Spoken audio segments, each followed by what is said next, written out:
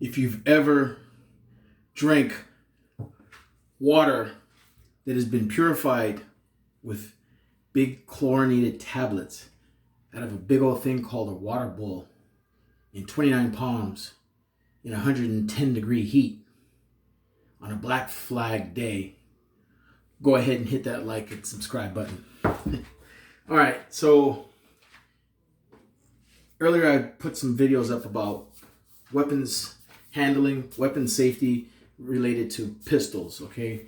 It was just an overview, just a real basic overview of safety and weapons handling as it pertains to a pistol, especially in light of all these recent events. And here we are in June of 2020. Looting, protests, riots, gosh, man, you name it, demonstrations. There's been a lot of crime.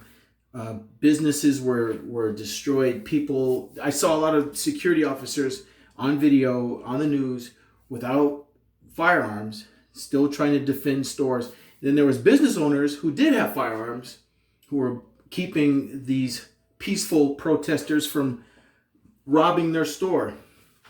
Some of them had shotguns, some of them had pistols, some of them had rifles. Okay, so we'll cover all that stuff too. I'm going to cover all those weapon systems that we saw on the news that people legally bought.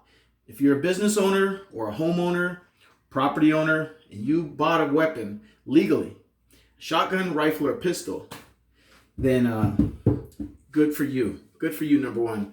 And number two, get training so that you properly handle that weapon system, because you don't want to accidentally shoot somebody. You definitely don't want to, do something that's going to cause harm to somebody that's an innocent person. Like, in other words, your intention may be to defend your store or defend your house, but then all of a sudden you discharge your weapon and somebody else gets shot. You don't want that. So that's what I'm talking about when it comes to weapons, proper weapons handling and proper weapons safe weapons handling. Okay. Also, just to cover that, what I just talked about, engaging threats in your business, in your home, and doing it in a way that's not getting other people injured.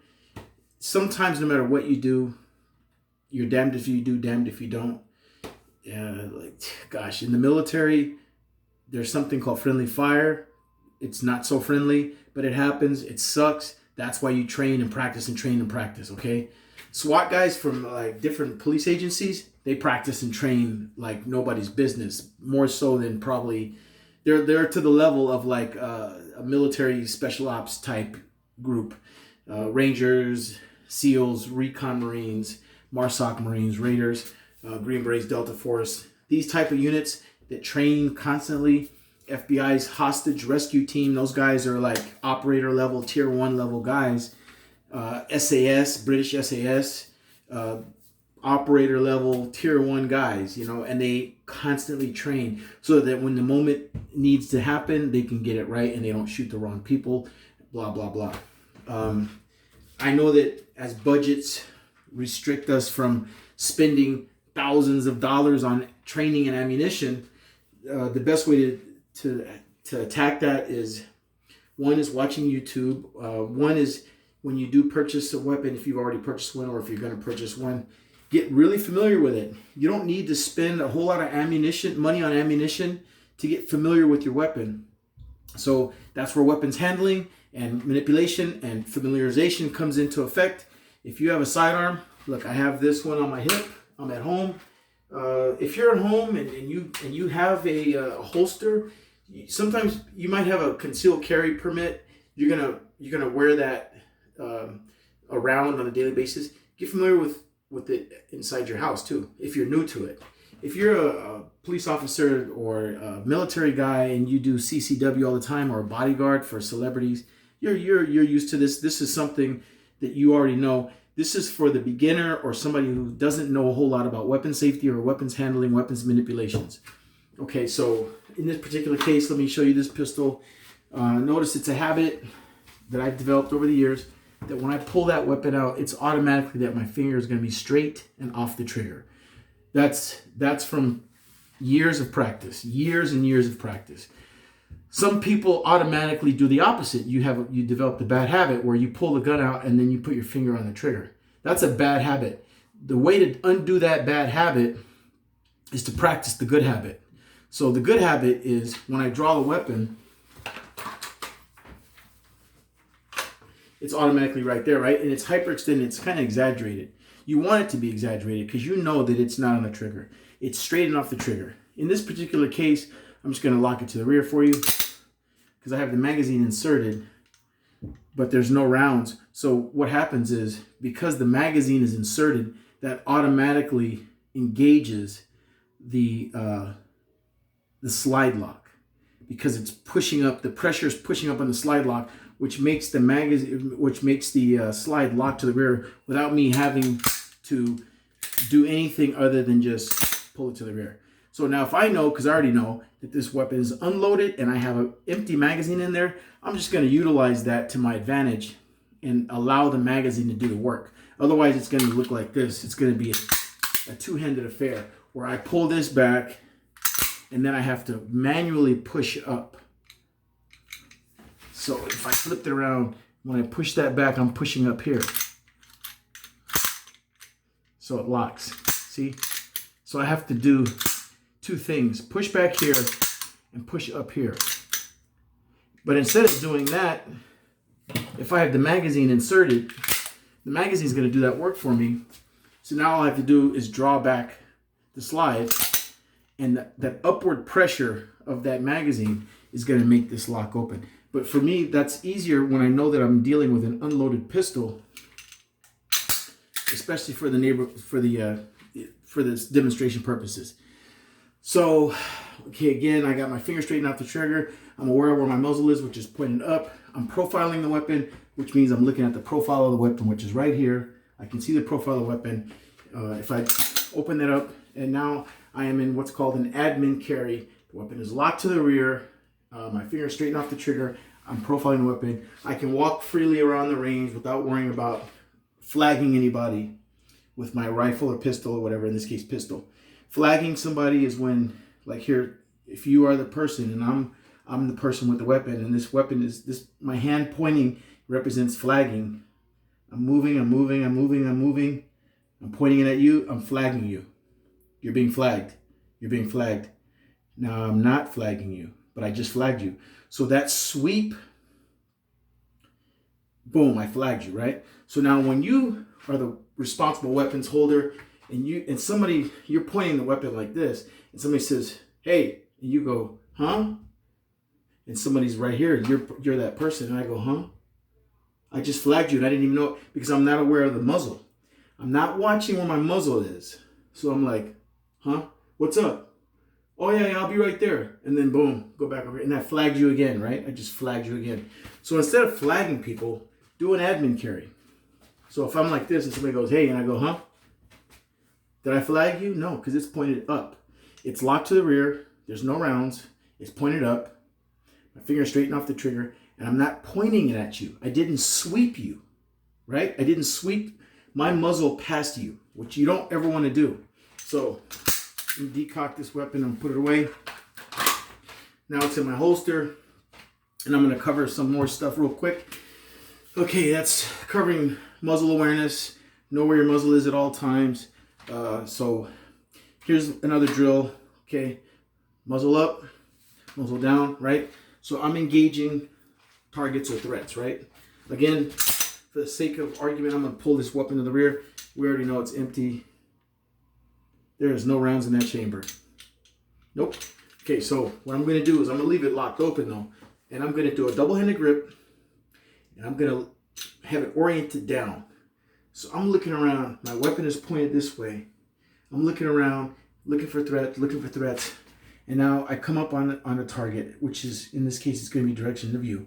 I'm pointing this weapon at the target, right? My finger is still straightened off the trigger. I have a double-handed grip, thumbs forward along the side, and I'm engaging you with my sight, right? which is in this case, see the front sight? There's the front sight. Okay, now that front sight is on the target. Let's say I shoot, bang, bang. I look around, break my awareness off of that thing so that I can see if there's anybody collapsing in around me, and it's good to get a situational awareness. I come back to my chest because I don't want to flag somebody around me, left or right. In this case, look, decock, and then I put my weapon away. Why do I do this? It's a habit. Boom, it's a good habit. Draw the pistol, boom, put the pistol away. Now, so when you're on the range, you should have your pistol in the holster, in an admin carry, or on target. I'm pointing the weapon at the target, or it's in my holster, or it's in an admin carry. While you're on the range, and there's other shooters, there's other people out there, those are pretty much the 3 best positions that you should always keep your weapon in. Either it's in the holster, you're walking around, you're doing your thing, and say you're doing pistol drills, and the target's over there, and I'm facing the target, and the instructor says target, or he says up, draw, boom, right? Up, or threat, let's say threat, and I'm pointing at the threat, boom, boom, boom, boom, shoot, clear, look around, pull it back to my chest a little bit, look around, holster, hands are free, weapon is empty. I'm walking back to the table to get more ammunition. I just feel like doing an administrative carry. Nothing wrong with that. The weapon is in a safe direction. It's locked to the rear. My finger's straight off the trigger. I can walk around on the range like this and turn around and not worry about sweeping somebody or flagging somebody. Same kind of thing. I don't want to sweep you with my muzzle. So one of the drills is, I'm going to take the magazine out. One of those drills is, if you were to try to come towards me and I'm like this, I'm gonna lower my weapon and go around you. Or you're gonna pass me, you're gonna walk past me. I'm not gonna let you walk past my muzzle. I'm gonna go around it. So I was talking about that in one of my other videos. What you should do is get a Nerf gun or an airsoft gun. Practice this with some of your buddies on the range, where you walk around and you try to have him flag you. If he's got his weapon out, you walk in front of that muzzle, but make sure it's a Nerf gun or an airsoft gun, right? And he's gonna always break around and come back up on target, and then another person walks, he goes up. Whatever it takes, you don't flag somebody, and then have somebody else watch and say, oh, you flagged him right there, you muzzled him, you swept him, and that way you always have a situational awareness of where your muzzle is at all times. And so therefore it's teaching you to be a better shooter, a safer shooter. And these are drills that you learn in the military. I'm sure SWAT guys do this stuff, but the main thing is you always know where that weapon is pointed. The problem that I saw with that married couple that defended their home was that she didn't know where her muzzle was at any given moment. She was looking at the protesters, peaceful protesters, and she was pointing her weapon with her finger on the trigger. She was sweeping people. I'm presuming that's a loaded gun. I have a big problem with that. She needs to be safely taught how to handle her weapon. That's good that she had a weapon. It's good that she was defending her home. It's good that her husband was defending her. It's good that her husband had a rifle. He was wrong too in the way he held it. He was holding it like in the old school days, the way he held that M16. He was kind of sweeping around like that. He was covering a lot of people with his muzzle. And that just was not safe, because they didn't have the intention to hurt anybody, which is good. But they could have accidentally done that. And that's the problem. So hopefully you guys got something out of this. Just wanted to cover some safety, weapons handling.